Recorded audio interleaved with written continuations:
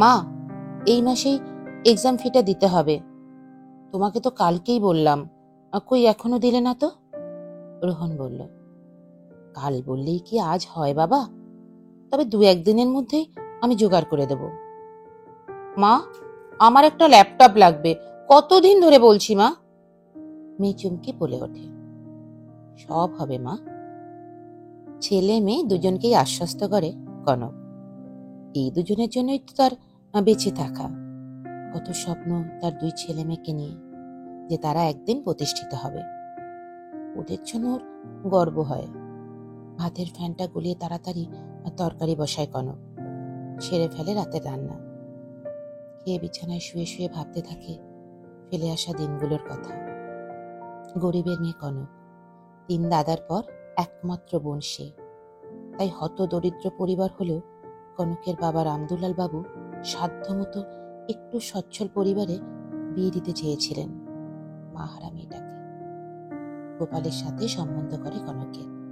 রাজমিস্ত্রির কাজ করে সে, বাবা মায়ের একমাত্র সন্তান। মোটামুটি ভালোভাবেই সংসার চলে যায় ওদের। কনকের বাবা শান্ত স্বভাবে গোপালকে বেশ পছন্দ হয়। তাই একটা ভালো দিন দেখে গোপালের সাথে বিয়ে দিয়ে দেয় মেয়ে কনকের। বিয়ে করে শ্বশুরবাড়ি এলো কনক। শাশুড়ির মাতৃস্নেহে আর স্বামীর সোহাগে ভালোভাবেই কাটছিল কনকের দিনগুলো। অসুস্থ শ্বশুরের দেখভাল করা সব দায়িত্ব নিজের কাঁধে তুলে নিল সে। পাক্কা গৃহিণীর মতন সংসার পাতালো সে, স্বামী শাশুড়ি শ্বশুর নিয়ে। গোপাল খুবই ভদ্র স্বভাবের ছেলে, আস্তে কথা বলে, সবাইকে সম্মান করে, কারোর সাথে তার বিবাদ নেই। পাড়ার সবাই ভালোবাসে গোপালকে। গোপাল সারাদিন খেটে সব সময় চেষ্টা করে তার পরিবারকে সুখ স্বাচ্ছন্দ্য রাখতে। কনকও সাধ্য মতন চেষ্টা করে গোপালকে আর তার পরিবারের সবার খেয়াল রাখতে। বছর ঘুরল, কনকের কোলজুড়ে এলো এক চাঁদপানা ছেলে। আদর করে গোপাল তার নাম রাখলো রোহন। গোপালের মা তো নাতিকে পেয়ে খুব খুশি, কোল থেকে নামায় না তাকে একদম। রোহন বড় হতে লাগলো। 2 বছর পর কনকের কোল জুড়ে এলো চুমকি। গোপাল নিজে অভাবের জন্য বেশি লেখাপড়া করতে পারেনি। তাই গোপালের স্বপ্ন তার ছেলে মেয়েকে সে অনেক লেখাপড়া শেখাবে, 10 জনের একজন করবে। এক বুক ভরা স্বপ্ন ছিল গোপালের। কনকও সাথ দিত ওর। ওদের দুজনের স্বপ্ন তাদের ছেলে মেয়ে তাদের না পারাগুলোকে পারুক, না জানাগুলোকে জানুক।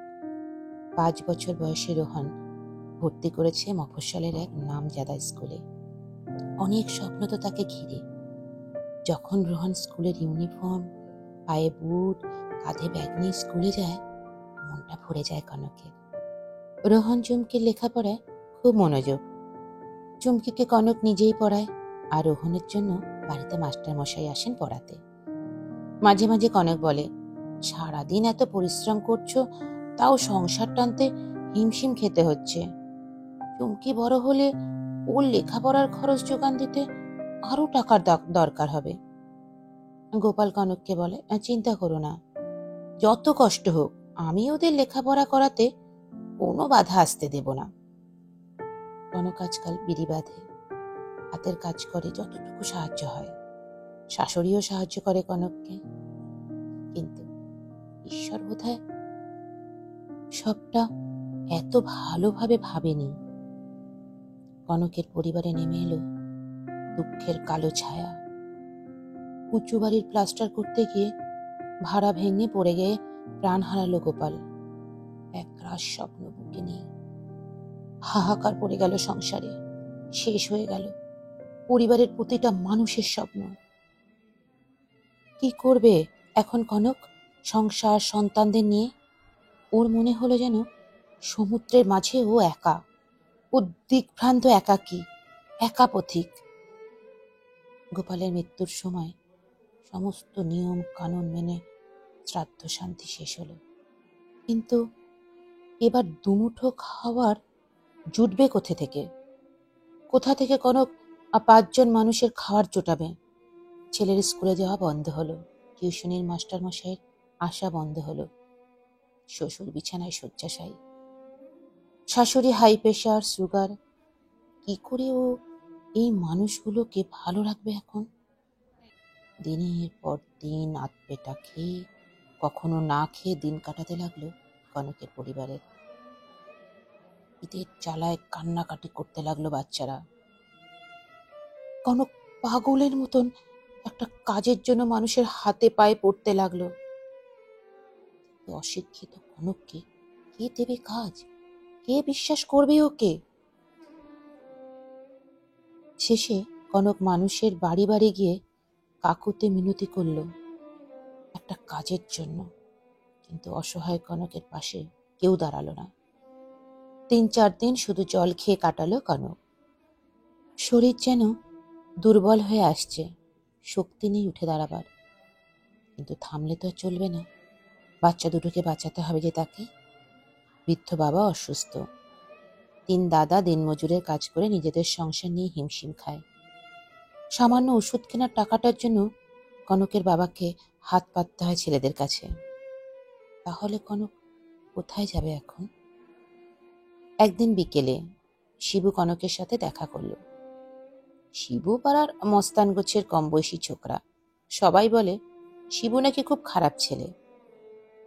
এহেন শিবু কনকের সাথে দেখা করতে এসেছে দেখে কনক অবাক হলো। বৌদি, তোমার বাচ্চার সংসার বাঁচাতে হলে একটাই রাস্তা খোলা আছে। যদি রাজি থাকো তো কালই আমার সাথে শহরে চলো। রাতে বিছানায় শুয়ে চোখ থেকে অনবরত জল ঝরতে লাগলো কনকের। গোপালের সেই আশা ভরা মুখটা ভেসে উঠল কনকের সামনে। পাশে বাচ্চাগুলো ছটফট করছে খিদের জ্বালায়। খালি পেটে ঘুম কি আসে আর? মনকে শক্ত করলো কনক। পরের দিন শিবুর সঙ্গে দেখা করল। শিবু তাকে সকালের ট্রেনে শহরে নানা অলি গলি পেরিয়ে পৌঁছালো এক নিষিদ্ধ পল্লীতে। সেখানকার মালকিন মালতী মাসির সাথে আগেই কথা বলে রেখেছিল শিবু। কনককে দেখে মালতী মাসি বলল, বাহ, চেহারা তো বেশ খাসা দেখছি, 2 বাচ্চার মা বোঝাই দেয়। শিবু তার কমিশন পেলেও সেই টাকাগুলো শিবু তুলে দিল কনকের হাতে। বলল, যাওয়ার সময় বাচ্চাদের জন্য খাবার নিয়ে যেও বৌদি। এই দুনিয়ায় কেউ তোমাকে সাহায্য করবে না বৌদি, সবাই শুধু মজা দেখবে, কারোর কথায় কখনো কান দেবে না। তোমার এই পাপ রাস্তায় এনে আমি জানি অন্যায় করছি, কিন্তু আর কোনো রাস্তা ছিল না গো। শিবুর হাত ধরে কনক বলল, ভাই, কাউকে কথা বলো না। শিবু বলল, খারাপ মানুষ আমি ঠিকই, কিন্তু বিশ্বাস রাখতে পারো কেউ জানবে না এসব কথা। শিবু কথা রেখেছে, কাউকে জানায়নি এসব কথা। পাড়ার লোক কথা শোনাতে ছাড়েনি মোটেই। তারা তো অবাক, কে দিল কাজ ওকে? কনক কারোর কথার উত্তর দেয় না। রোজ ভোরে ট্রেনে চলে আসে নিষিদ্ধ পল্লীতে। শরীর দিয়ে মন জোগায় বাবুদের। রোজের যা কামাই হয় কমিশন নিয়ে মালতী মাসি টাকা তুলে দেয় কনকের হাতে। কনক নামে ওখানকার কেউ চেনে না ওকে, সবাই চম্পা বলেই ডাকে। কখনো কখনো রাতেও শরীর বিকিয়ে রোজগার করতে হয় কনককে। সেদিন আর বাড়ি ফেরা হয় না। বাড়িতে বলে কাজের বাড়িতে বেশি কাজ পড়ে মাঝে মধ্যে, তার জন্য তাকে থেকে যেতে হয়। কনক কিন্তু গোপালের স্বপ্নগুলোকে মিথ্যে হতে দেয়নি। ছেলে মেয়েকে লেখাপড়া শিখিয়ে অনেক ভালো স্কুলে পড়িয়েছে, বাড়িতে মাস্টারমশাই এসে পড়িয়েছেন।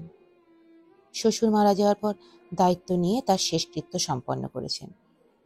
অসুস্থ শাশুড়ির সমস্ত খেয়াল রাখে সে, ওষুধ ডাক্তার সব।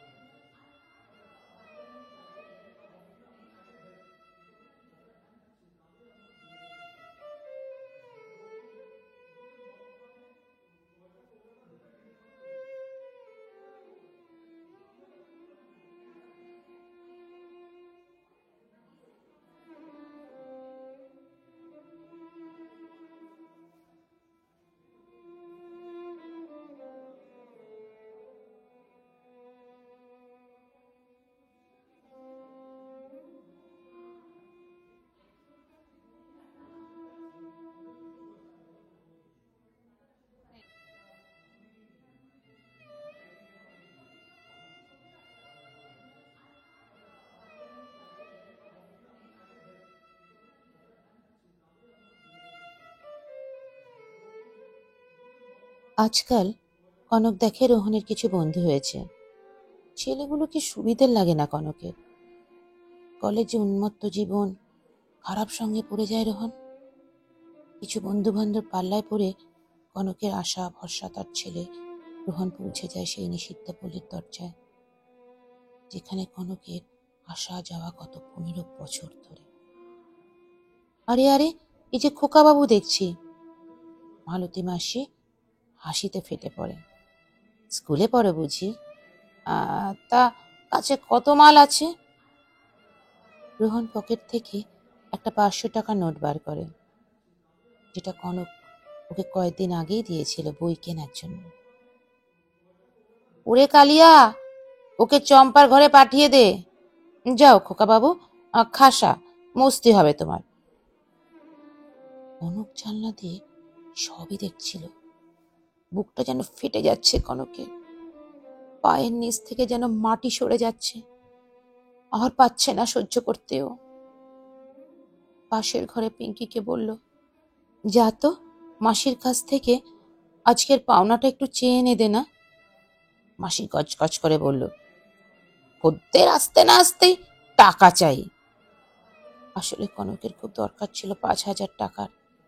তাই মালতী মাসিকে বলে রেখেছিল যে কোনো খদ্দের এলেই সে রাজি।